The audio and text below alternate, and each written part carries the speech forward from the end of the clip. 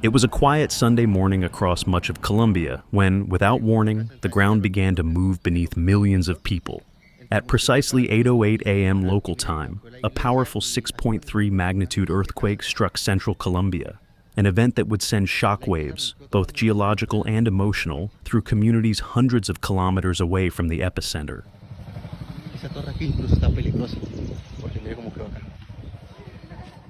According to data from the United States Geological Survey, the quake originated just 17 kilometers northeast of Paratebueno, a town situated about 116 miles southeast of Bogotá, the capital. With a depth of only 10 kilometers, this was classified as a shallow earthquake, which typically results in more intense and localized shaking than quakes that occur deeper underground.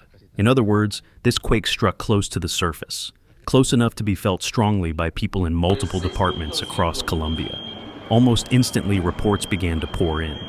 Residents from major urban centers, Bogotá, Medellín, Cali, and Manizales, shared their experience of the quake on social media, some posting video clips of office workers and shoppers evacuating buildings, while others simply stood outside, visibly shaken, unsure whether to return inside or prepare for more shaking.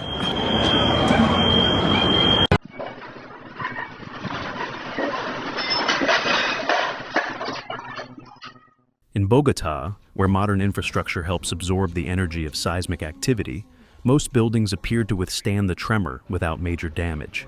But that wasn't the case for everyone. As emergency agencies mobilized across the affected areas, troubling news began to emerge from Paratebueno, the closest community to the epicenter.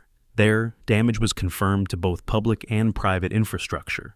Carlos Carrillo, the director of Colombia's National Unit for Disaster Risk Management, stated that there was significant damage in the area. A national highway was impacted, and a local church had to be evacuated after sustaining visible cracks and structural concerns. These were places where people had gathered that morning, some preparing for Sunday services, when the ground began to shift beneath them.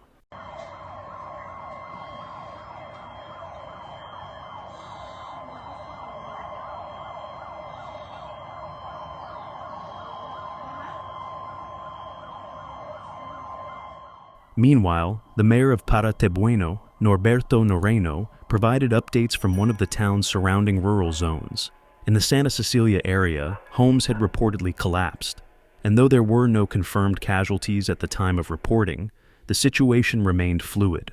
Local rescue teams began canvassing the area house by house, checking for injuries and ensuring that families had evacuated safely. Adding to the anxiety were a series of aftershocks, which began shortly after the main tremor. According to the Colombian Geological Service, these secondary quakes ranged from 4.0 to 4.6 in magnitude and occurred in the same region as the primary event. Aftershocks like these are common and expected after a large seismic event, as the Earth's crust readjusts itself. However, they still pose a danger, especially to structures already weakened by the initial quake. They can also be psychologically distressing, keeping residents in a state of tension long after the first shock has passed. Transportation infrastructure was quickly affected.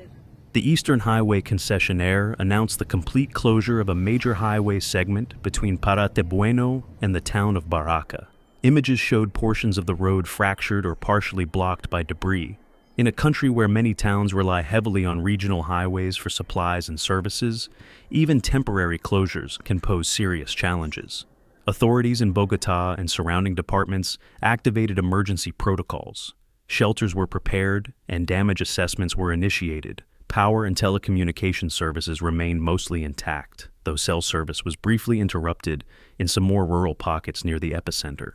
As the morning progressed, the National Unit for Disaster Risk Management reported via its official channels that teams were conducting sweeps of municipal areas, checking structural stability, surveying for environmental risks like landslides, and interviewing locals for on-the-ground reports. While no major fires or waterline breaks were reported, collapsed homes and damage to public buildings were confirmed in more remote locations. Colombia's position on the Pacific Ring of Fire puts the country at continual risk for seismic activity. This region, which loops around the edges of the Pacific Ocean, is one of the most geologically active zones on Earth, accounting for about 90% of the world's earthquakes. Tectonic plates constantly shift and collide here, leading to frequent tremors and volcanic eruptions. For Colombians, especially those living near known fault lines, this risk is a part of daily life. But that doesn't make it any less jarring when the Earth suddenly moves beneath you. In recent years, Colombia has made significant investments in earthquake preparedness, including modern building codes for urban construction, early warning systems in key areas, and rapid deployment teams trained for emergency response. Sunday's quake served as a real-time test of those systems, and early indicators suggest that they helped prevent more serious outcomes. Still, not all parts of the country are equally prepared. In rural and economically vulnerable areas like Santa Cecilia, where construction standards may be less rigorous and emergency resources more limited, even a moderate quake can be devastating. Images shared from the area show modest brick homes reduced to rubble, with residents standing outside, holding one another, unsure of what to do next. Officials from the U.S. Geological Survey noted that magnitude readings like this one may be updated in the hours and days after the event. The initial measurement of 6.3 is based on available seismic data, but as more readings come in and shaking maps are refined, both the magnitude and intensity maps may be adjusted. These updates are crucial for determining which areas experience the strongest shaking and for guiding post-event evaluations and funding. Emergency services remain on high alert for any further seismic activity. While large aftershocks are unlikely to match the intensity of the main quake, they can still trigger collapses in damaged structures or landslides in Colombia's mountainous terrain. For now, residents are being advised to stay alert, avoid entering visibly damaged buildings, and follow updates from official agencies. As Colombians process the aftermath of this latest earthquake, many are asking questions about safety, preparedness, and the state of their infrastructure. While it appears the country has avoided a large-scale tragedy this time, the event has reignited conversations about the vulnerabilities faced by small towns and rural areas in the event of natural disasters. What remains now is the work of recovery and reinforcement, both physically and emotionally. Emergency workers will continue evaluating structures, restoring damaged roads, and providing support to displaced families. Meanwhile, scientists will analyze the quake's characteristics, hoping to learn more about the faults that run beneath Colombia's surface and how to better prepare for the next seismic event.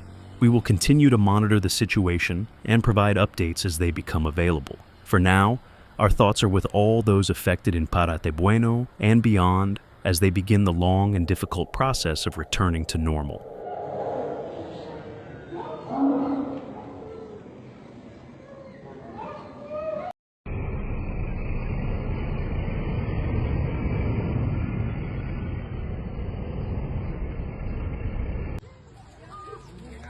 Estamos en Santa Cecilia.